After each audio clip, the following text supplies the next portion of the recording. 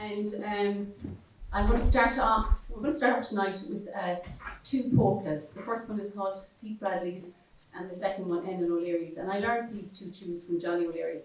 And I was just reminiscing coming over tonight about the many nights we had in Knocknagree. When I say Knocknagree, I mean Dan O'Connell's.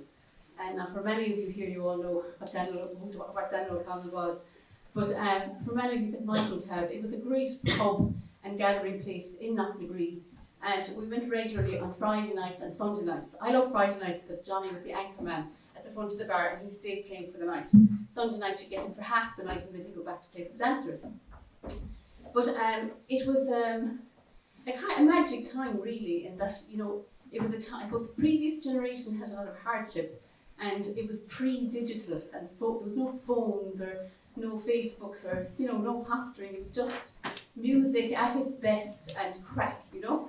And the first tune I'm going to play tonight is Pete Bradley's, and Pete Bradley was one of those many characters who went to Knocknagree. And where we played, music was played just inside the door, and Pete liked to make a grand entrance. So he would arrive at the door and pause, and he was a gaunt figure in a long black coat.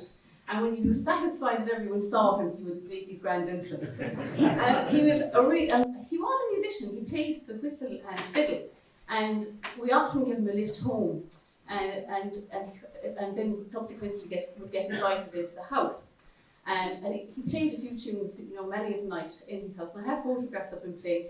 And although he was old at that stage, you knew he had it. He had a lovely, lovely touch on the fiddle, and he was very interested. Now, he hated accordions. And I think part of that was a jealousy of Johnny, because Johnny was getting so much attention, you know. And Johnny was an outstanding musician, but he was also great crack and great company. And, you know, it was music and banter and fun and jokes that they'd probably be arrested for telling today. But that was the time that was in it. It was all innocent fun. And Pete, as I say, you know, he didn't like the accordions, and he liked to, you know, to be a critic of the night. And if you were local, really, he'd know he didn't rate you at all. The further you were from the locality, the better you got in Pete's eyes. And I remember one night, my concertina was broken, so I brought the box just to play a tune. And I was going out to the bathroom, and I passed Pete and said, "Hello, Pete." And he snubbed me, just turned his head. And I said, "I wonder what's wrong with him now." So we came back and said, "Pete, are you all right?" He said, "I thought you had more sense." But it was always great fun. And this tune, I'm not sure whether it came from Pete Bradley or not. Nicky McAuliffe might know, or you know, tell us whether it is or not. But there's a lot of the tunes in Johnny's book. I know Terry Moylan was pushing him for names, you know. And Ellen, his daughter, said all the neighbours got to mention in the book, you know.